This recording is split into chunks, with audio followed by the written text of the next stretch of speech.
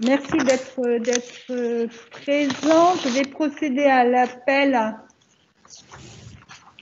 de tous les membres du conseil municipal et je vous demanderai de répondre à haute et intelligible voix oui pour que je puisse voir afficher votre visage. Ainsi, ça permettra d'être assuré qu'on s'adresse bien à la bonne personne. Merci. Alors, Madame Le Flocan présente. Pierre-Yves Le Tortorec. Oui, présent. Bonsoir. Elisabeth Cormot. Présente. Jean-Marc Guillon. Présent. Brigitte Pata. Présent. Bonsoir. Ah, je vais vous demander de bien vouloir fermer vos micros parce qu'on a de l'écho du coup. Ah, d'accord. Okay. Madame Aubray, Arlette Hiver. Oui, présente. Non, je voudrais que tu fermes ton micro d'abord, Arlette, s'il te plaît. S'il faut que je réponde. Mais ce n'est pas encore à toi. Merci, comme ça, il n'y aura pas d'écho. Alors, Loïc Jezekelou. Présent. Arlette Hiver. Présente. Merci. Par contre, Arlette, je ne l'ai pas vue. Ah, je suis là pourtant. Hein. Mets ta caméra. Ben, elle est mise. Ouais.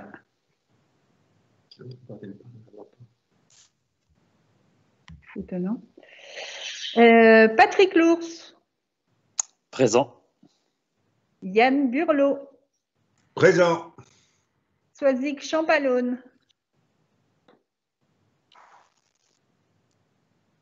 Il n'est pas arrivé. Présente. Nelly Montoire. Présente. Éric Lebrumand est absent et a donné pouvoir à Sophie Madec-Lagrange. Hervé Huat. Oui, bonsoir. Éric Ménard. Présent. Fanny Le Gouguec. Présente. Anne Gapillan. Présente. Sophie Madec-Lagrange. Présente. Cyril Durand. Présent. Anaïs Morin. Présente. Jacqueline Aubray.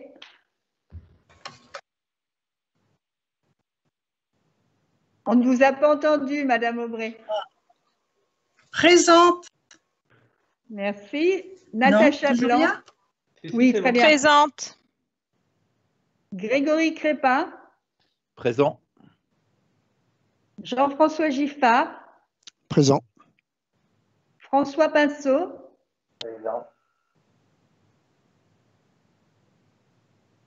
Christelle Gasté. Présente. Guy Le Bourris. Présent. Fabrice Certenay. Présent. Merci. Donc, je constate que le quorum est atteint et je déclare donc la séance ouverte.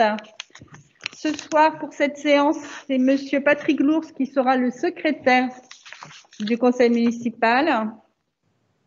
Alors, je mets aux voix l'approbation du procès-verbal de la séance de lundi dernier, du 18 janvier 2021. Est-ce que vous avez des remarques?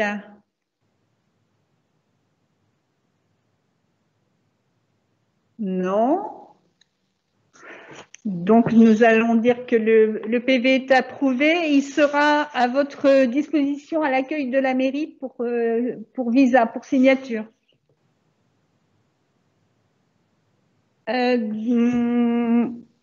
Alors oui, par rapport aux questions orales, je vous propose que on donne réponse aux questions orales à la suite de chacune des délibérations qui s'intéressent au sujet des questions. Et juste, je voulais revenir sur le vote au moment des votes de délibération. Alors, je vous remercie d'indiquer dans le volet conversation votre abstention ou votre vote contre.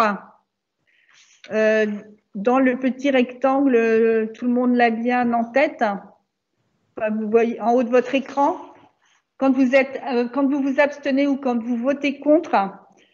Et la main, elle sert à demander la parole. Merci. Donc, on va passer aux délibérations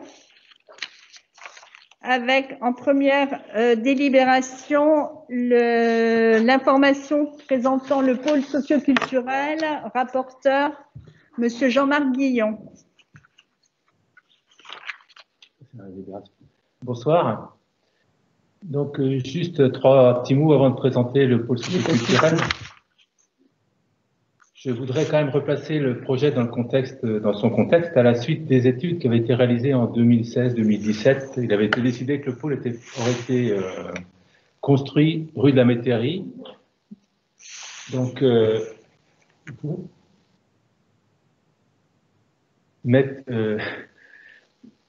peux prendre les diaporamas. Rue de la Métairie. Et puis, un cahier des charges a été écrit en 2019, suite à des rencontres avec les associations, les habitants. Alors pour nous, nouvelle équipe qui sommes arrivés au mois de juillet, ce cahier des charges ne correspondait pas vraiment au projet qu'on aurait souhaité, ça on peut l'intégrer. Donc, en revanche, et on n'a pas eu beaucoup de retours par rapport à ce cahier des charges avant d'arriver en mois de juillet. Ni les habitants, ni les associations qui avaient participé aux travaux n'ont eu de retour. C'est pour ça qu'aujourd'hui, on voit bien l'attente des associations et des habitants par rapport à ce projet. Donc, nous sommes posés des questions en arrivant en juillet 2000. Nous nous sommes interrogés sur le cahier des charges, sur le coût du pôle, parce que il a quand même un coût assez important, ce qui va nous grever un peu les finances pendant un certain temps pour pouvoir faire d'autres investissements. Mais par contre, les Chapellois et Chapelloises sont très en attente de ces salles, donc c'est pour ça que nous, on n'a pas voulu perdre de temps et continuer sur ce projet. En même temps, nous avons rencontré Monsieur Potin, nous avons vu les esquisses de tout ce projet.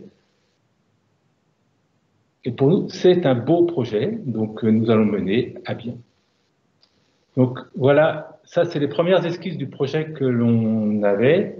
Donc il y a une conservation de la maison Hébert, la grande maison ici, là, et de la grange.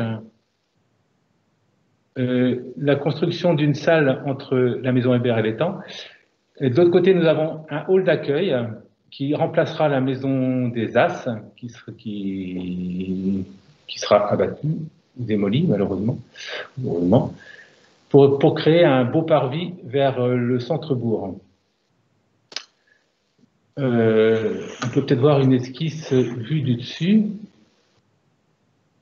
Voilà, donc la grange, la maison Hébert. Donc on nous a posé des questions sur les surfaces. Donc, la salle qui est en gris, non, en gris, ici, c'est du gris, ça,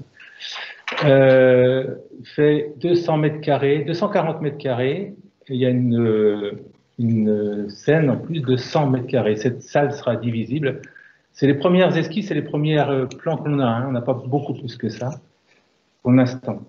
Donc, un hall d'accueil qui, ici, là, avec des salles qui seront à disposition des associations, des salles de musique qui devraient être situées dans l'ancienne maison Hébert.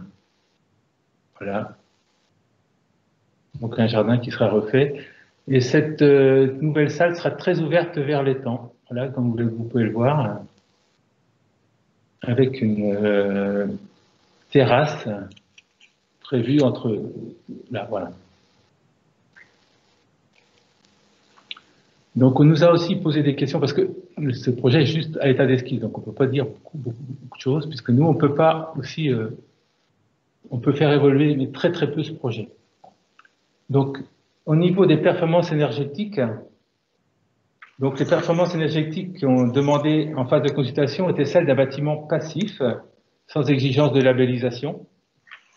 Et compte tenu du projet, en particulier du choix de garder les bâtiments en terre, les 2 bâtiments en terre, l'objectif énergétique sera étudié avec l'équipe de maître d'œuvre et nous tenons également à préserver l'aspect environnemental.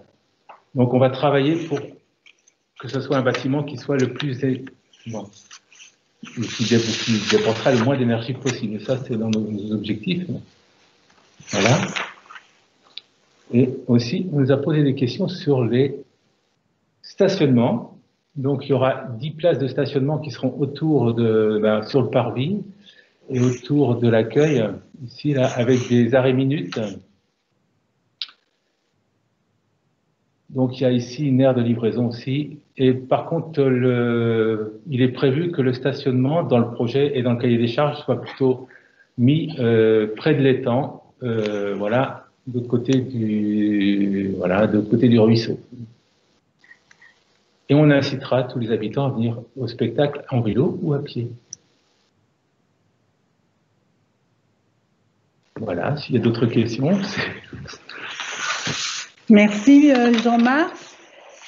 Est-ce qu'il y a donc Madame Blanc, je pense que vous avez eu des réponses à vos questions, aux 3 questions que vous aviez posées. Est-ce qu'il y a d'autres questions? Madame Blanc.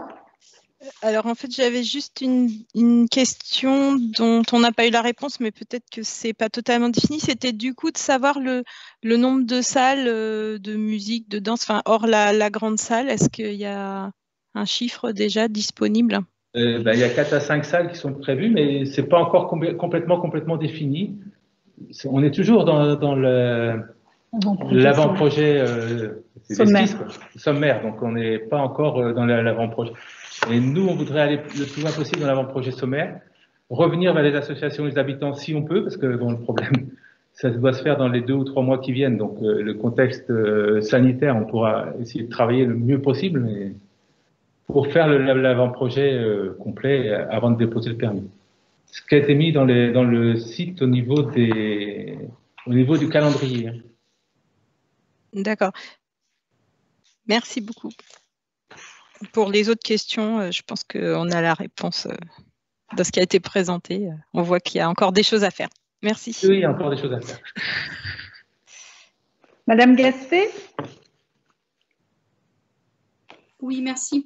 À la lecture, d'après ce que vous dites, Monsieur Guillon, moi, ça m'appelle une première question. Alors, une première observation par rapport à ce que vous avez dit.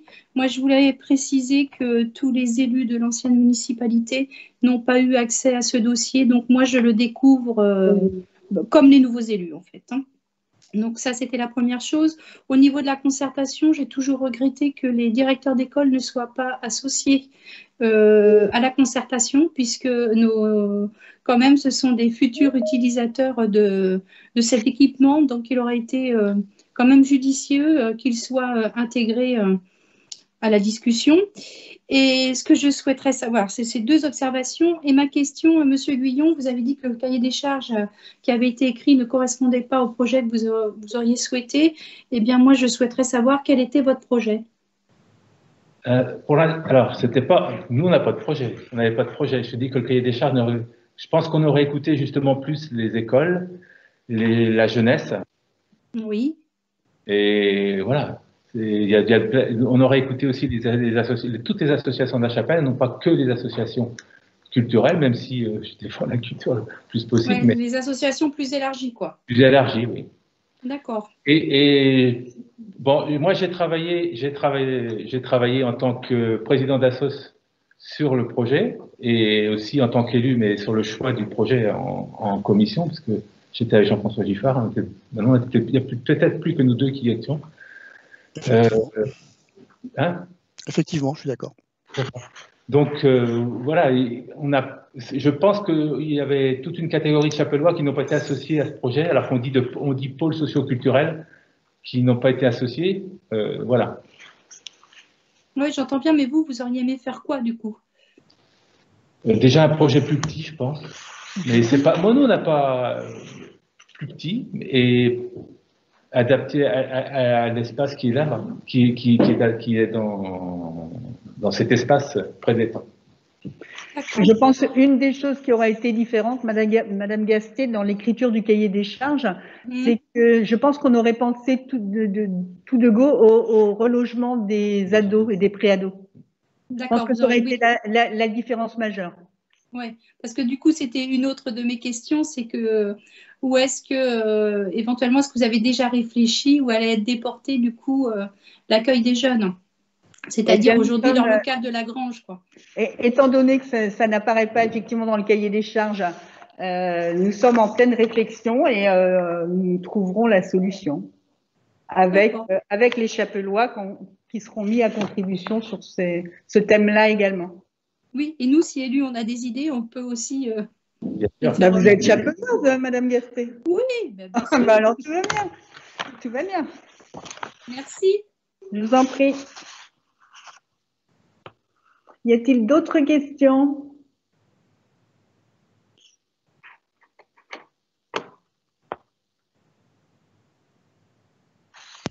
Bien, pour le coup, on va inscrire.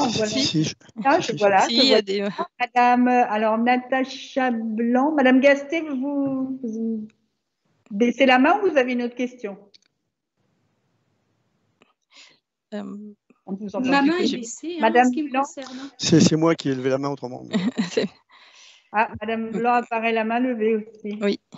Ouais, moi, c'était juste une petite question. C'était juste par rapport à la taille de salle, ça fait une jauge de combien de personnes? On l'a pas. Je ne l'ai pas, mais je crois que ça fait autour de 300 assises, 250 ou 300 assises. 250 assises. C'est ça. Moi, je dirais que dans le cahier des charges, c'était 250 assis. D'accord. Pour la grande salle, on parle bien de la grande salle. Oui, c'est ça, oui. Il me semble, mais je ne suis pas certaine. Monsieur Giffard? Merci. Oui, j'avais une question complémentaire également. Vous avez indiqué dans ce qui a été publié sur le site ou dans Ouest France que vous aviez réalisé quelques modifications par rapport au cahier des charges initiales à la marge. Est-ce que vous pourriez nous préciser quelles modifications vous avez apportées? Non, on n'a pas. Alors, il n'y a pas de modification par rapport au cahier des charges. Non, ça, il n'y en a pas. Il y a eu une discussion avec l'architecte, Monsieur Hervé Potin, sur le dimensionnement de la grande salle. Mais c'est tout. Qui visait à demander quoi? Qui disait non par rapport au projet qui visait à réduire la dimension ou qui visait par rapport au projet qui vous a été présenté, Monsieur Giffard, en janvier l'année dernière ou en décembre l'année dernière. Le dimensionnement de la grande salle a été revu avant la signature du marché. Revu à la hausse, à la baisse? À la baisse. Non, merci. Je vous en prie.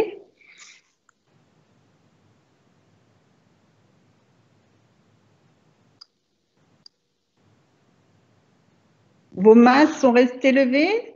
Non, mais j'ai une autre question, du coup. Oui, Madame Blanc, allez-y, je vous en prie. Donc, par rapport, suite à votre réponse, moi, je m'interroge sur le dimensionnement de la grande salle. Si vous me parlez de 250 ou 350 personnes assises, ça ne me paraît pas forcément disproportionné par rapport à la commune. Donc, du coup, je me demandais qu'est-ce qui a motivé une demande à la baisse? Non, le dimensionnement. Quand je parlais de dimensionnement, je parlais il s'agissait de la hauteur. D'accord. De la salle. Pas de la capacité. Pas de son emprise au sol. D'accord. Non, parce que 250 ou 300 personnes, vu la taille simplement de notre école publique et du nombre de familles que ça peut représenter, ça paraît pas aberrant comme taille. Alors moi je vais avoir une question, je vais lever la main et je vais interroger Madame Gasté ou Madame Blanc parce que je ne vois pas le lien direct qu'il existe entre le nombre de familles de l'école et cette salle-là. Eh bien, que tout simplement, pour l'avoir vécu, il est aujourd'hui impossible de faire un spectacle, par exemple, avec les parents des enfants, puisque dès qu'on a un voire deux niveaux qui sont concernés, on se retrouve facilement avec 200 à 300 parents. Alors spectateurs. Là, la capacité précise de cette salle-là, c'est dans le cahier des charges, c'était 320 places assises dans un format spectacle avec les gradins et 200 convives en format repas et 720 en format debout. Ouais, mais c'est pour ça que je disais, ça paraît pas disproportionné du tout. En tout cas, par rapport au nombre d'enfants, pour l'avoir vécu en tant que parent. Alors après, voilà, c'est une des choses sur lesquelles peut-être que si on avait été à l'écriture du cahier des charges, on n'aurait pas fait de cette manière-là, parce que 320 personnes assises en gradin, c'est déjà un spectacle conséquent. Les spectacles pour l'école, c'est une fois par an ou 2 fois par an. C'est dans l'usage habituel de cette salle-là, on ne sera pas sur 320 personnes, 320 spectateurs. Pour rappel, on vient remplacer la salle du foyer qui, elle, permettait à 80 personnes en spectateurs. Donc, si vous voulez, on n'est pas du tout dans la même mesure. Enfin, il y a après aussi un certain nombre de manifestations qui n'ont jamais eu lieu faute de salles suffisamment grandes. Tout à fait. Pour avoir essayé d'organiser des choses comme le bal masqué ou des choses comme ça, on a dû pratiquement à chaque fois refuser des gens parce qu'on n'avait pas de salle qui avait une jauge de plus de 150 personnes. Eh bien là, il y aura la place à 700 convives en format debout, donc en bal masqué, 700 convives. Voilà. Non, mais c'était pour ça que je tenais à préciser ce ratio quand même qui ne me paraît pas si énorme. Peut-être. Je peux juste ajouter que pour avoir organisé des spectacles justement sur la chapelle depuis un moment, et même dans le foyer où on était 120, 150, j'ai rarement refusé beaucoup de monde. Et je préfère avoir un spectacle avec une salle à peu près pleine que des spectacles avec des salles vides quand elles sont trop grandes. Parce que ça fait fuir aussi les spectateurs. Alors voilà, c'est un point de vue. Après, vous disiez qu'elle est divisible, si j'ai bien compris. Donc, elle n'est pas forcément toujours en jauge complète. Les gradins, c'est 320. Monsieur Giffard, vous avez une question? Personnellement, j'ai baissé la main, moi, de mon côté, il n'y a pas de problème. Alors, elle était affichée. C'est moi, Madame la maire. Ah, maintenant, c'est vous. Madame Gasté, je vous écoute. Oui, donc je rejoins tout à fait, puisque vous m'interrogiez tout à l'heure, Madame Blanc a répondu la première. Effectivement, si on s'était rapproché des directeurs d'école, on se serait rendu compte qu'ils ont quand même un certain nombre de besoins tout au long de l'année. Et effectivement, pour se rendre compte de la capacité, il y a un certain nombre de choses qui n'ont pas pu avoir lieu, puisqu'il n'y avait pas l'équipement disponible. Donc, ils ont quand même des spectacles de musique régulièrement où ils convient donc les parents à venir voir les enfants. Il y a tout ce qui est organisé par l'appui. Il y a aussi des activités aussi organisées par l'école Notre-Dame. Donc, je pense que c'est un équipement qui est très attendu aussi pour les scolaires et qu'ils n'ont pas été intégrés à la démarche. Et ça, je tiens quand même à le souligner. Donc, on verra certainement à l'usage qu'elle sera bien, cette salle. Voilà. Et le fait qu'elle soit divisible, c'est très bien. Voilà. D'accord, merci. De rien. Alors, j'ai oublié de passer au vote d'approuver le PV. Il est proposé d'approuver le procès-verbal de la séance du conseil municipal du 18 janvier 2021. Je n'ai pas mis les formes dans l'approbation. Est-ce que tout le monde prend part au vote? Qui s'abstient? Qui vote contre? Approuvé à l'unanimité. Merci.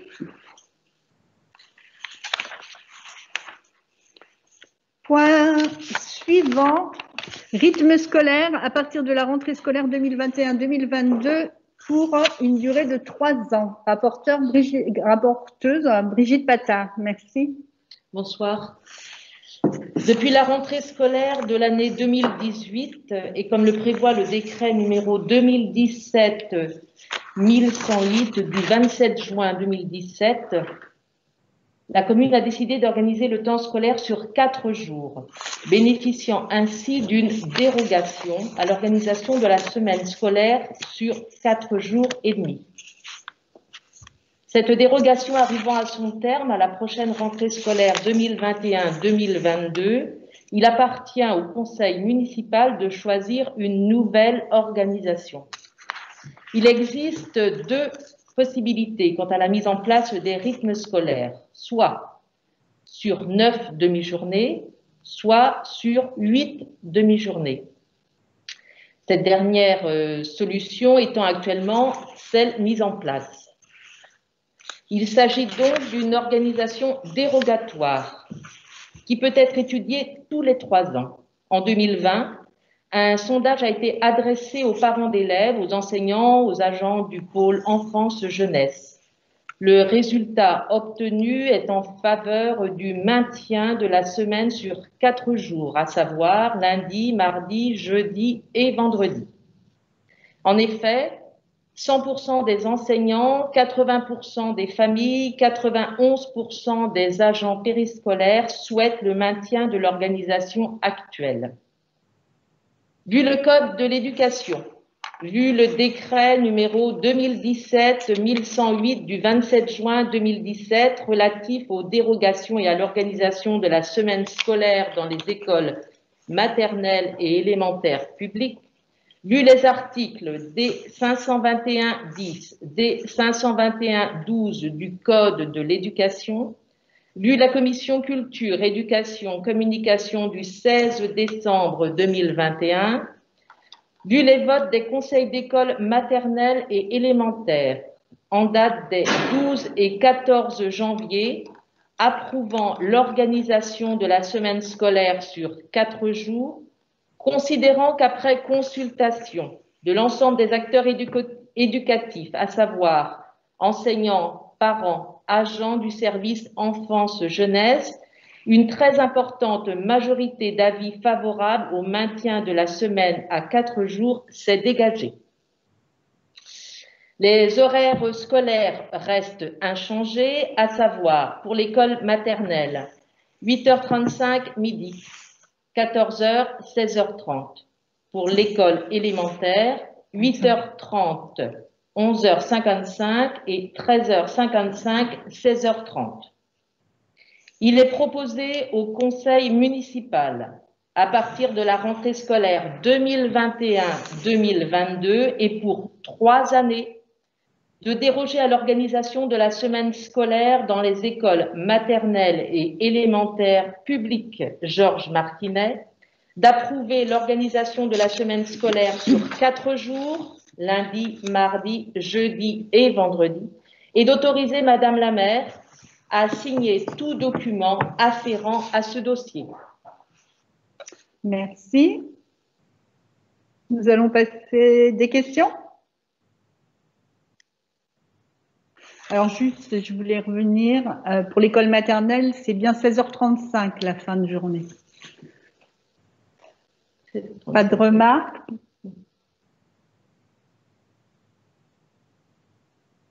Pas de questions. Nous passons au vote. Il n'y a pas de main levée.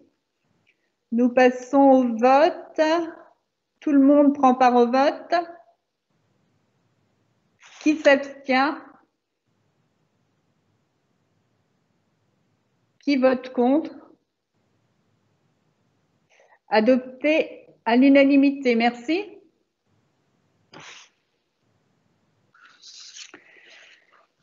Point suivant, délibération suivante, instauration d'un sursis à statuer dans le cadre de la prise en compte d'un projet d'aménagement sur le secteur de la Brosse. Rapporteur Madame la maire. Pour cette délibération, compte tenu du risque de conflit d'intérêts ou de prise illégale d'intérêts, Elisabeth Cormeau, Anne Gapillan, François Pinceau voudront bien quitter l'Assemblée en se déconnectant. Je les rappellerai à l'issue de la délibération. Merci.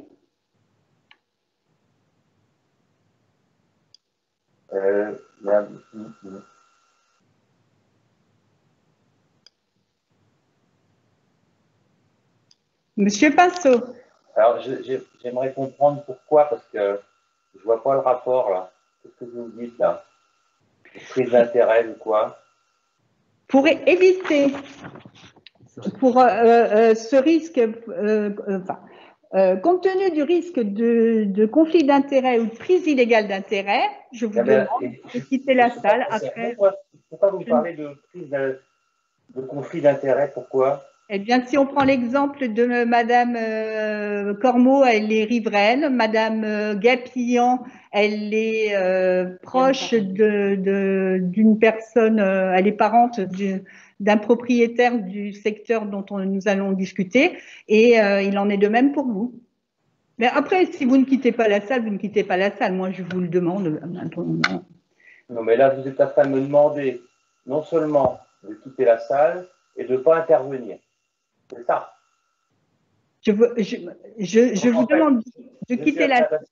Je suis en train d'assister, encore une fois, à une censure. Moi, je suis absolument pour rien. Je n'ai aucun rapport avec cet endroit-là. Pourquoi voulez-vous me censurer encore là? C'est quoi ça?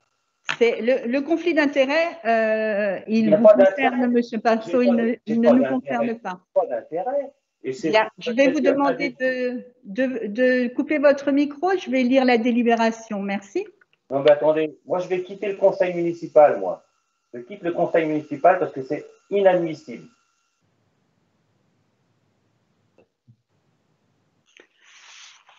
À l'horizon 2035, l'enjeu de la métropole rennaise est de poursuivre le maintien d'une offre d'équipements structurés sur le territoire de la métropole, en adéquation avec les évolutions démographiques attendues et s'adaptant aux nouveaux modes de vie et usages des habitants.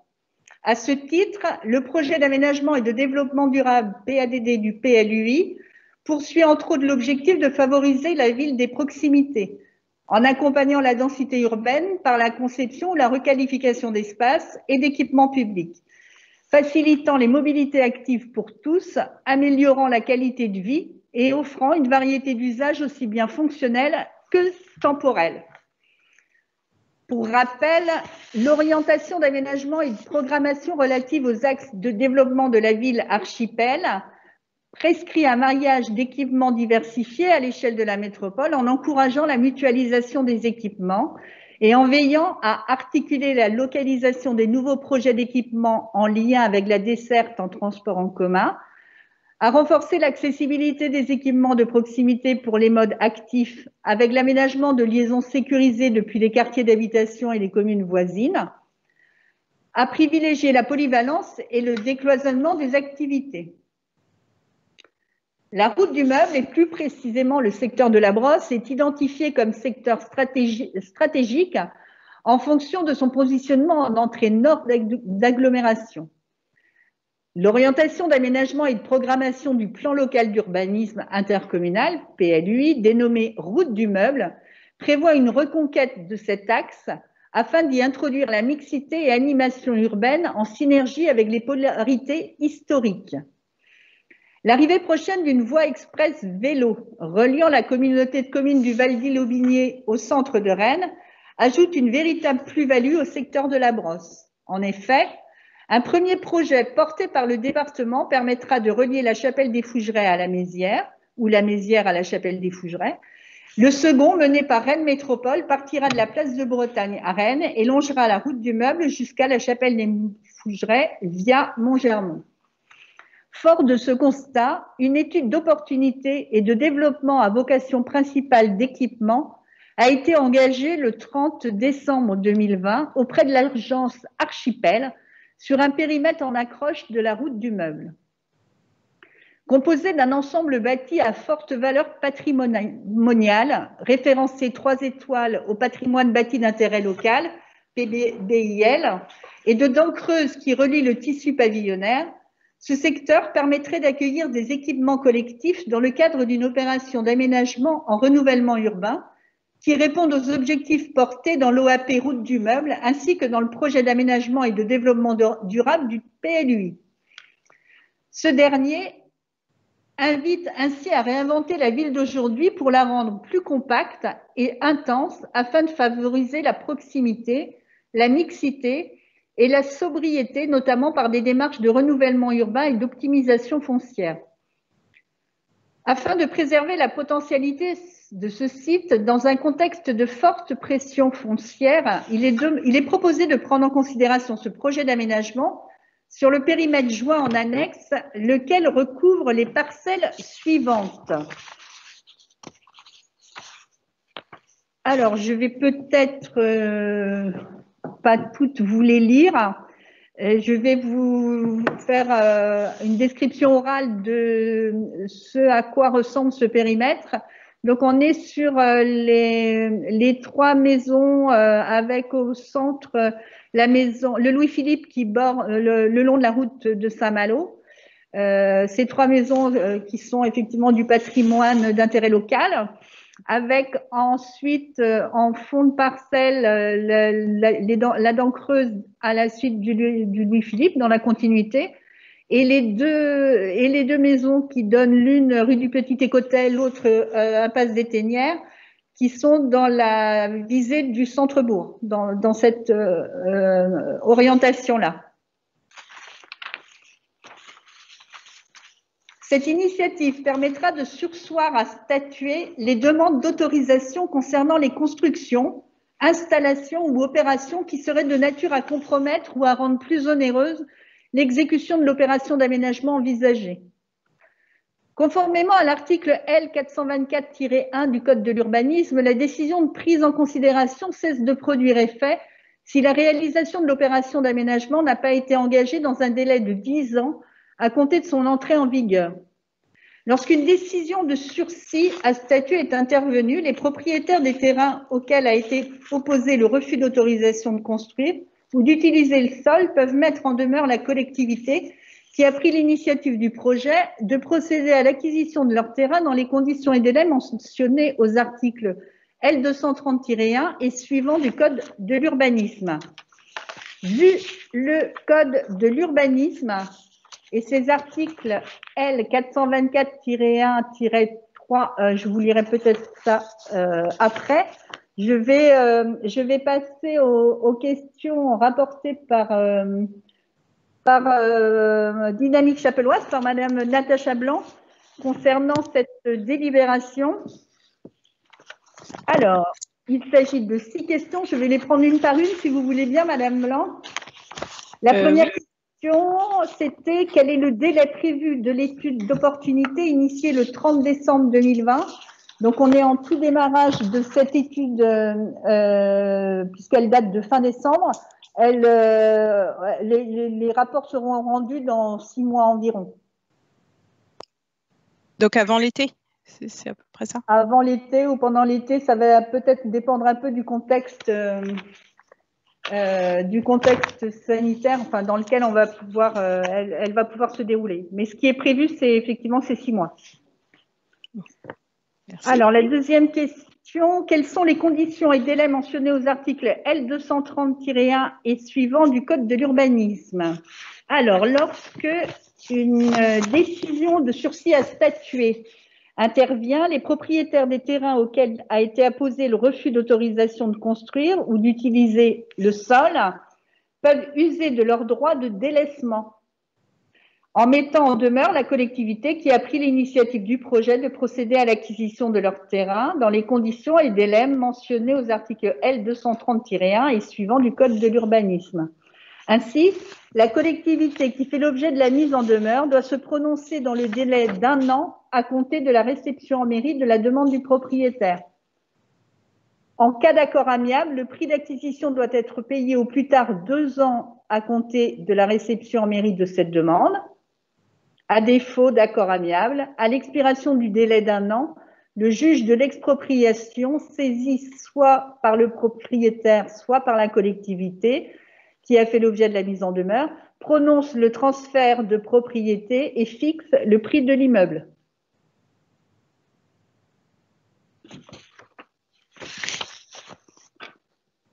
Question numéro 3. Si la commune était mise en demeure d'acheter par un ou des propriétaires, quel pourrait être le montant à engager? L'achat serait-il à charge de la commune ou de Rennes Métropole?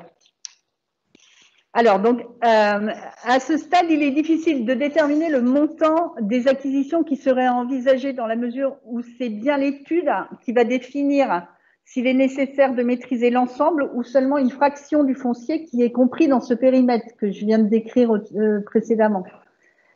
En tout cas, Rennes Métropole a été informé du lancement de cette étude et la commune est en mesure de solliciter auprès du service foncier métropolitain le portage foncier des parcelles qui serait à acquérir dans le cadre du projet d'aménagement. Et ce, même si c'était l'ensemble du périmètre qui était concerné ou ça... Oui, oui, puisque l'information est allée à Rennes Métropole, donc oui. D'accord. Question 4, la quatrième. Le zonage du PLUI en E2HD permet-il bien la création d'un équipement? Si oui, de quel type? Alors, le zonage UEHD autorise la réalisation d'un équipement d'intérêt collectif et service public avec les destinations suivantes. Des locaux et bureaux accueillant du public, des administrations publiques et assimilées. Des locaux techniques et industriels, des administrations publiques et assimilées. Des établissements d'enseignement de santé et d'action sociale. Des salles d'art et de spectacle. Des équipements sportifs ou tout autre équipement recevant du public. Voilà pour le zonage UE2HD. Question numéro 5. Que se passe-t-il si le projet envisagé par la collectivité n'est pas possible? Alors, le périmètre dans lequel peut être opposé un sursis à statuer est valable 10 ans. Si dans un délai de 10 ans à compter de l'entrée en vigueur du périmètre, la réalisation de l'opération n'a pas été engagée, alors le périmètre est caduc.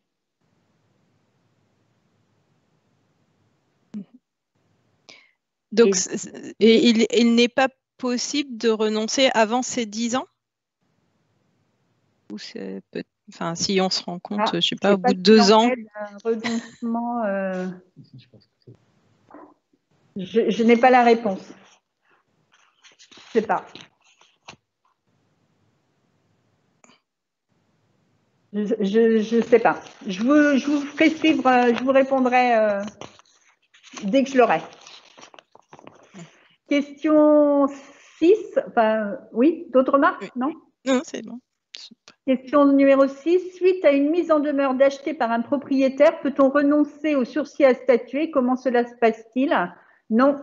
Alors, c'est non. La commune est tenue d'acquérir le bien délaissé par son propriétaire, mais pas forcément au prix fixé par le dernier. Donc, en fait, on fait appel dans ces cas-là à France Domaine pour avoir le prix France Domaine. Donc, c'est la même procédure que sur une expropriation ou une préemption? Oui. Mmh. Parfait. Merci. Alors, avant de passer au vote, est-ce qu'il y a d'autres questions?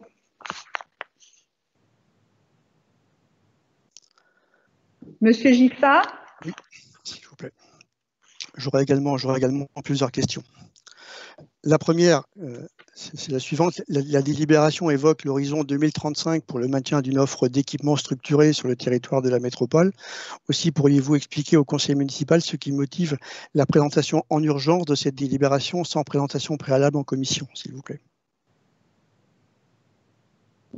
À partir du moment où l'étude a été lancée fin décembre, il fallait la présenter en conseil municipal Il était auparavant prévu de la présenter au dernier conseil municipal sur table, puisque il n'y avait pas eu le temps qu'elle soit sur la note de synthèse après le démarrage de l'étude. Et on a trouvé préférable de faire un nouveau conseil municipal pour pouvoir faire cette présentation. Justement, entre le 30 décembre 2020 et aujourd'hui, il y a eu des commissions qui ont été organisées. Pourquoi ça n'a pas été abordé lors de ces commissions? Eh ben parce que ce n'était pas encore à l'ordre du jour. Justement, pourquoi vous ne l'avez pas mis à l'ordre du jour? Puisque l'étude étant lancée depuis fin décembre, je vous avoue que je ne comprends pas. L'étude, le périmètre n'était pas complètement défini n'a été défini qu'au moment de cette étude, ce lancement de cette étude-là. Oui, enfin, je trouve ça assez surprenant malgré tout. Alors, je vais continuer avec mes autres questions. Vous évoquez donc une étude d'opportunité et de développement à vocation principale d'équipement, donc engagée le 30 décembre. Par qui celle-ci a été engagée? La commune ou bien Rennes Métropole? Par la commune. La commune. Et est-ce que vous pouvez nous indiquer de quel type d'équipement on parle?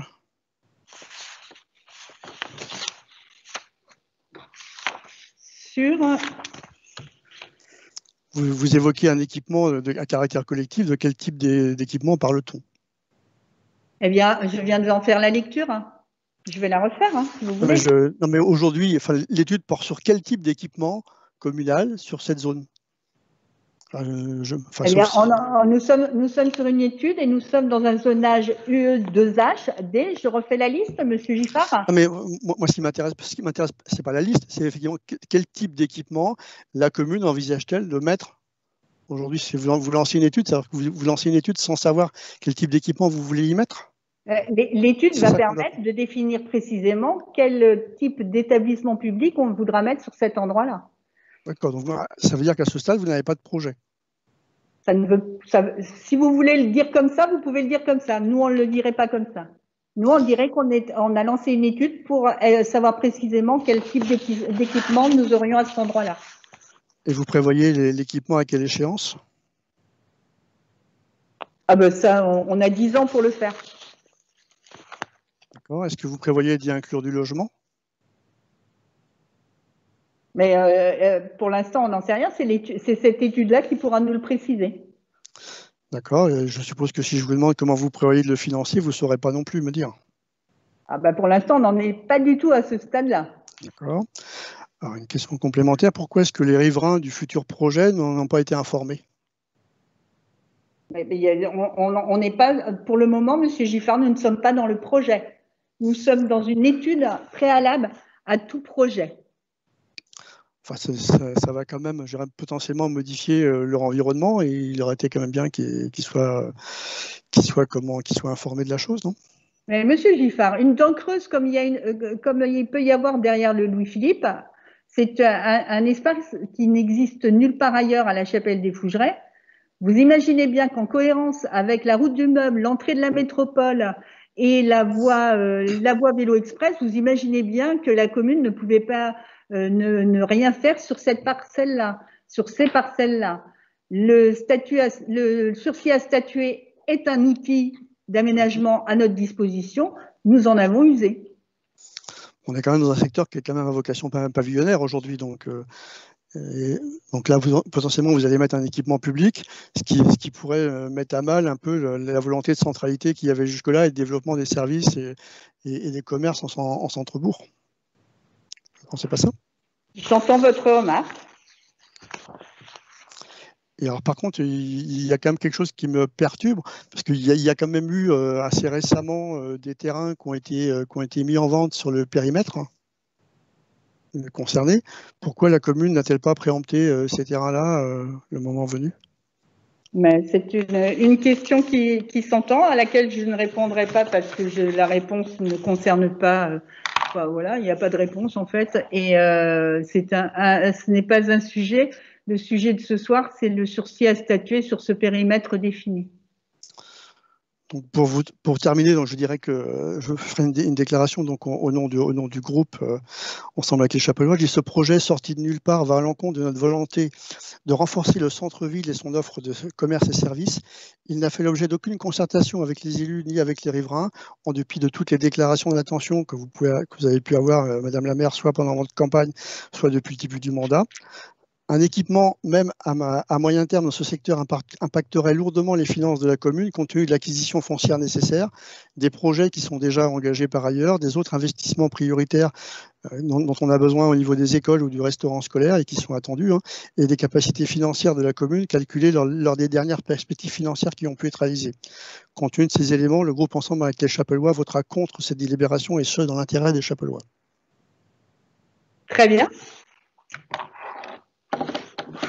Nous allons passer au vote. J'avais... Ah, une autre question, Madame Blanc. Oh, enfin, c'était juste un complément par rapport à ce qui vient d'être dit. Effectivement, ces terrains-là ont été vendus en décembre 2019. Et par rapport au budget et à l'engagement que ça peut représenter pour la collectivité, rien que le terrain du Louis-Philippe et celui qui est derrière représentent déjà 1,1 million. Non, ils ont été vendus en août 2019, 1,1 million. Oui, bah c'est quand même important, et ça ne concernait pas l'ensemble du périmètre qui est là. Donc, oui, effectivement, si j'ai bien compris, la commune, si elle est mise en demeure d'acheter, n'aurait pas d'autre choix que de le faire, au vu de vos réponses précédentes. Donc, ça veut dire que potentiellement, cette décision peut engager la commune sur l'achat de ces terrains, qu'elle souhaite au final ou non. Mais en même temps, la commune de La Chapelle-des-Fougerets a informé Rennes Métropole du lancement de l'étude en question et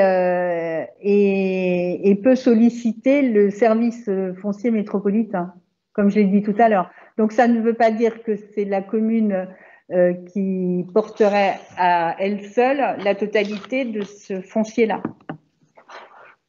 Oui, mais moi j'ai un petit problème de timing alors, puisqu'on dit qu'il y a une étude qui est en cours qui se termine donc à l'été.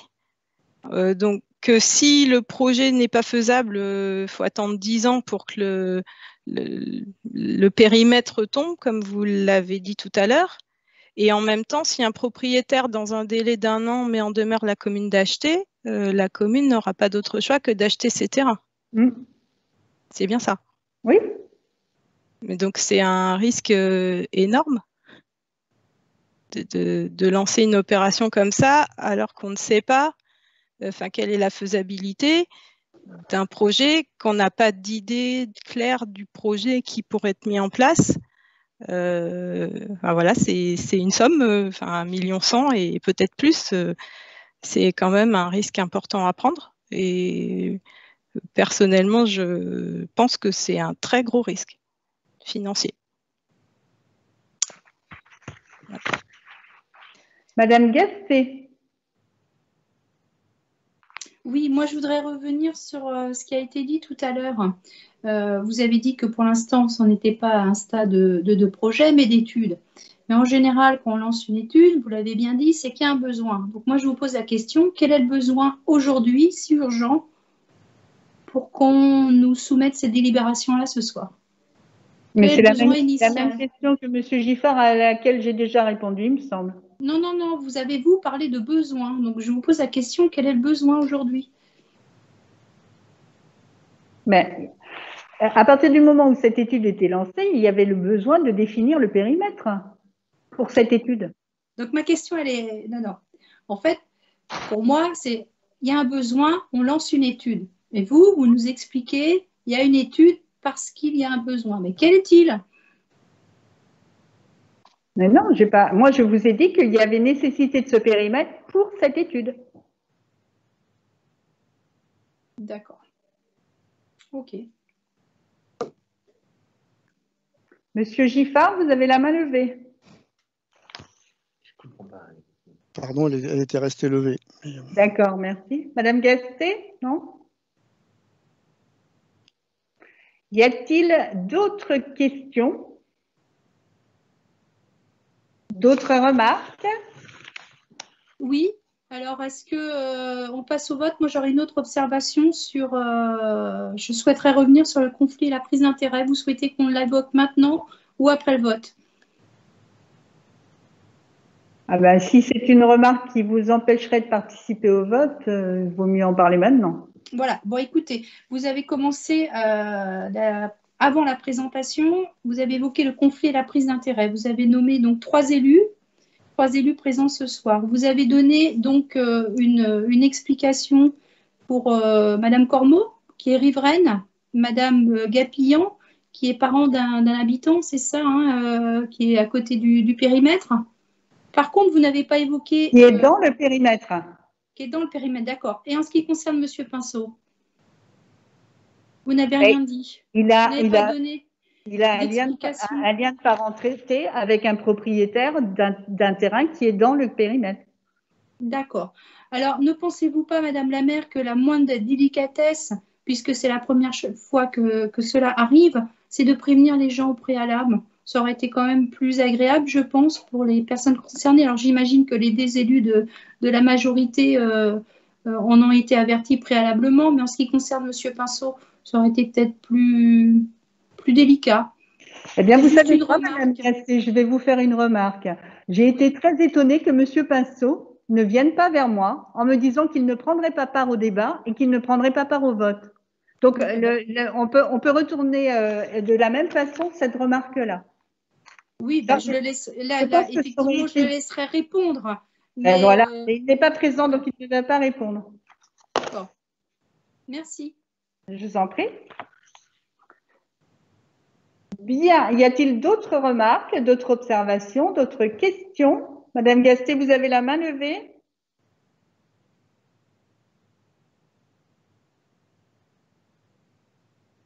Madame Gasté? Non, vous devez avoir un souci de visionnage parce que non, la main n'est pas levée pour moi. Ça y est, votre main n'est plus levée. Bien.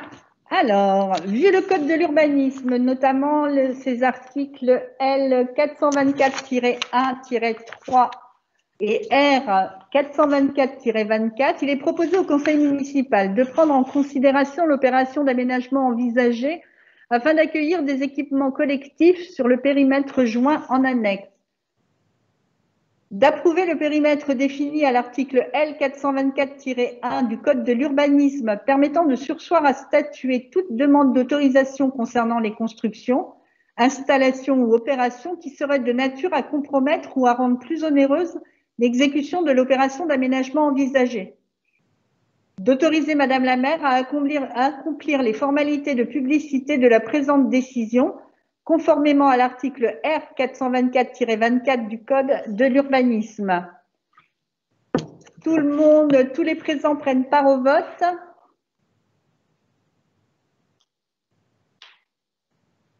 Qui s'abstient?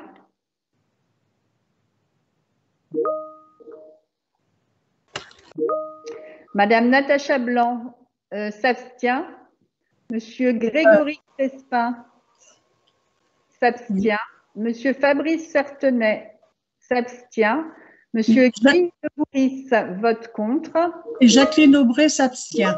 Madame Aubray s'abstient. Monsieur Jean-François Giffard vote contre. Madame Gasté vote contre.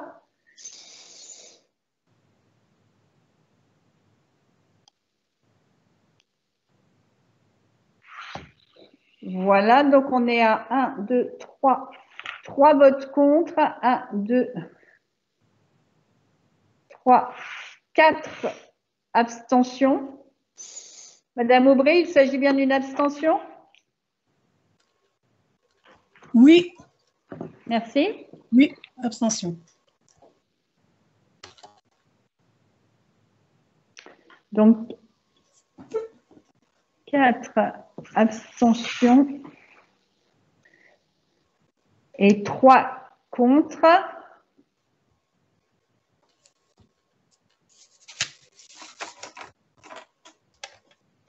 Ok. Donc adopté à la majorité des votants. Alors, je rappelle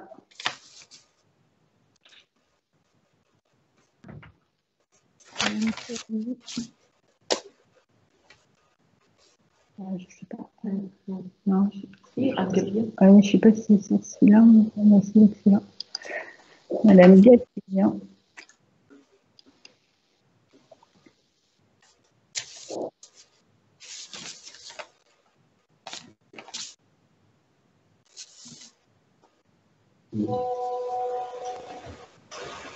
Mais non, normalement, il est arrêté, il est fermé, mon micro. Non, je vous entends, madame. Si, c'est marqué muet. Voilà, ça y est. Voilà, c'était marqué, c'est muet pour toi. Alors, bienvenue Elisabeth Cormeau, Anne Gapillan n'est pas parmi nous.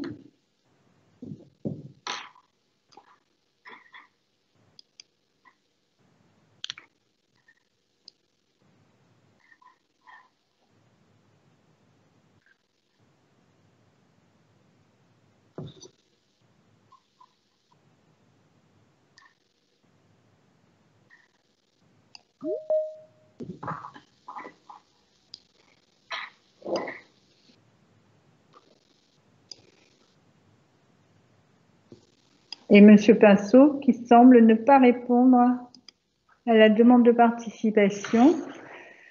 Nous passerons donc au point suivant, une information sur les pouvoirs de police par Madame la maire, information sur l'opposition du transfert des pouvoirs de police spéciale à la présidente de Rennes Métropole. Vu le Code général des collectivités territoriales et notamment ses articles L 2212-2 relatifs au pouvoir de police du maire, vu le Code général des collectivités territoriales et notamment l'article L 5211-9-2 relatif au transfert des pouvoirs de police du maire au président de l'établissement public de coopération intercommunale tel que modifié par l'article 11 de la loi numéro 2020-760 du 22 juin 2020, vu le Code général des collectivités territoriales et notamment l'article L 2224-16, vu l'article L 541-3 du Code de l'environnement, vu l'ordonnance numéro 2020-1144 du 16 septembre 2020 relative à l'harmonisation et à la simplification des polices des immeubles locaux et installations, vu les statuts de Rennes Métropole, considérant que Rennes Métropole exerce la compétence assainissement et que l'exercice de cette compétence implique le transfert automatique des pouvoirs de police attachés à cette compétence à la présidente de Rennes Métropole, considérant que le maire ne souhaite pas transférer les autres pouvoirs de police liés aux compétences déchets, règlement de collecte des déchets, dépôts sauvages, gens du voyage, voirie, circulation et stationnement, autorisation de stationnement aux exploitants de taxis, en habitat, sécurité des immeubles collectifs à usage principal d'habitation, sécurité des établissements recevant du public, ERP, immeubles menaçant ruine. Madame la maire a arrêté, article 1er.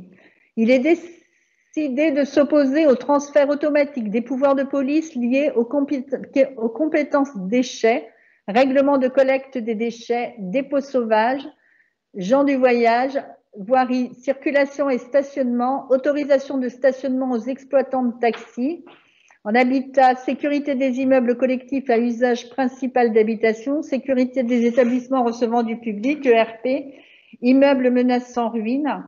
Il sera rendu compte de cette décision au conseil municipal. Madame la directrice générale des services de la commune de la Chapelle-des-Fougerets est chargée de l'application de la présente décision.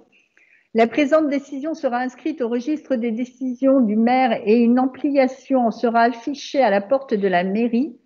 Expédition en sera adressée à la préfecture d'Ille-et-Vilaine et à Madame la présidente de Rennes Métropole.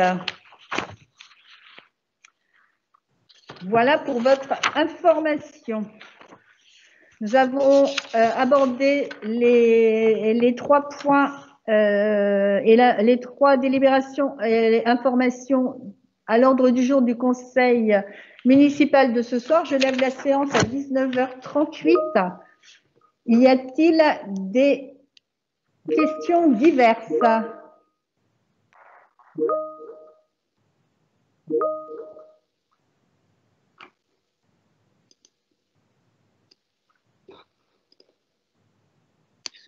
Yann, tu es en train de nous envoyer des drôles de messages. Oui. Est-ce qu'il y a des questions?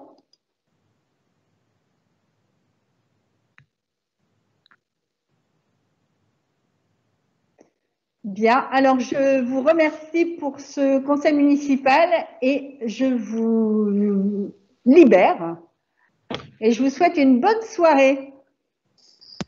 Au revoir à tous. Bonsoir. Questions diverses? Ah, les questions du public, pardon. Trop tard? Tout le monde est là?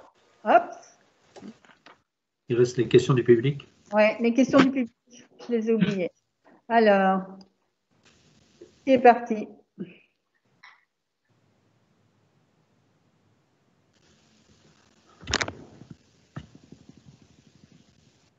Oui, c'est parti, Anne. C'est moi. Alors, attends un instant, je rappelle les participants qui sont partis.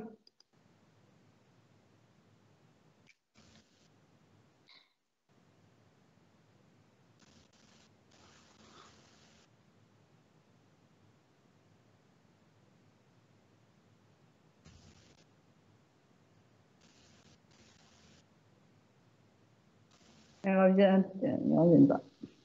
Madame Gasté, j'ai oublié les questions du public. C'est pour cela que je vous rappelle.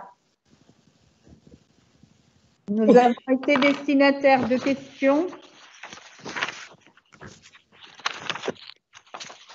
Alors, nous avons été destinataires de 2 questions du public et une troisième à laquelle on ne répondra pas ce soir puisqu'elle était d'ordre privé et qui sera répondue très prochainement.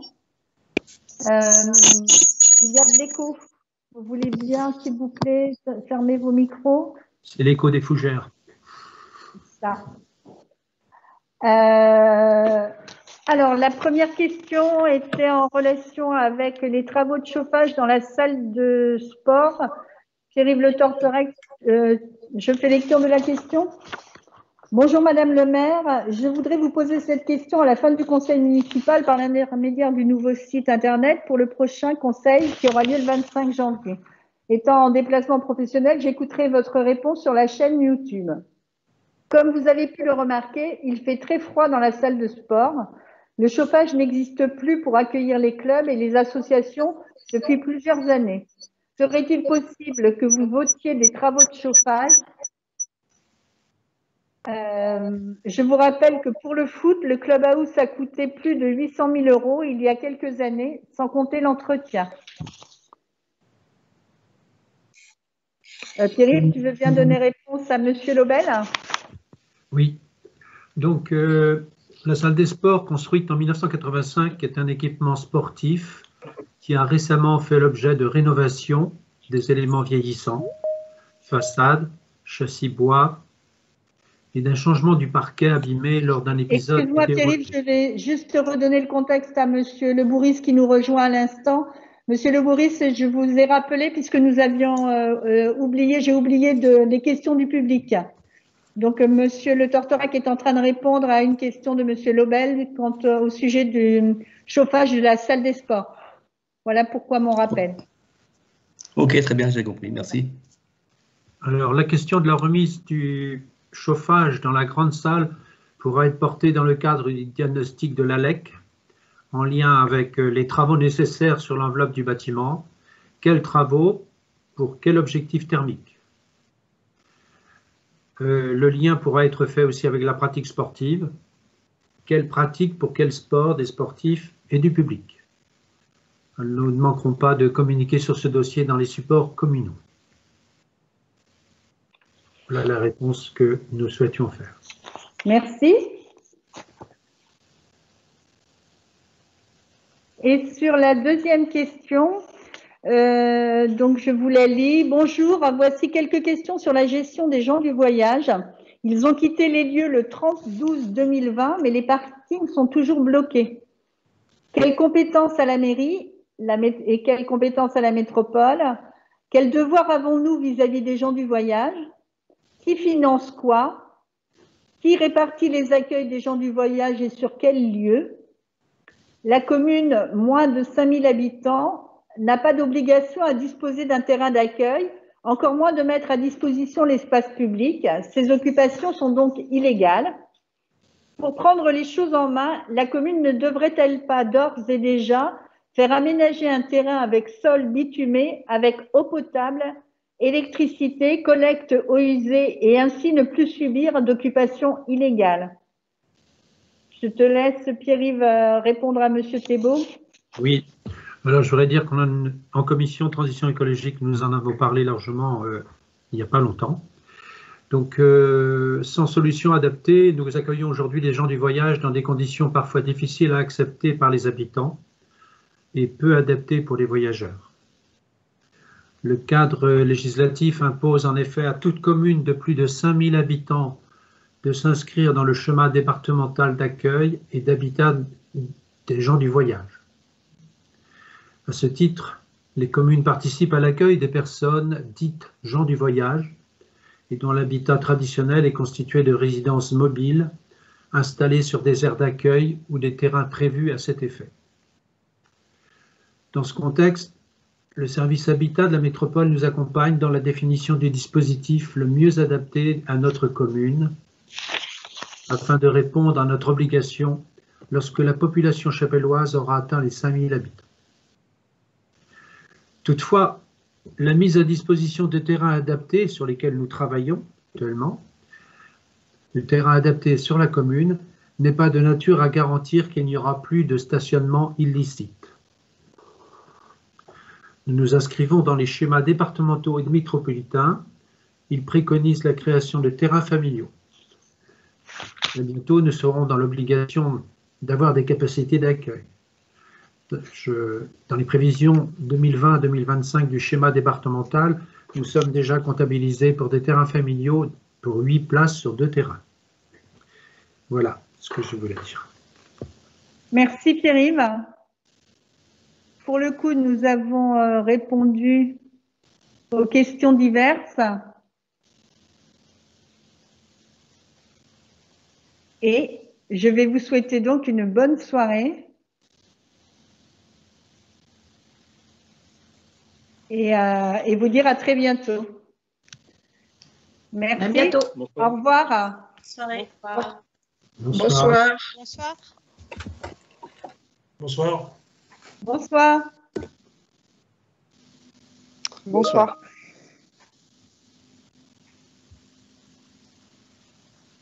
Ça ne marche pas. Bon, tant pis.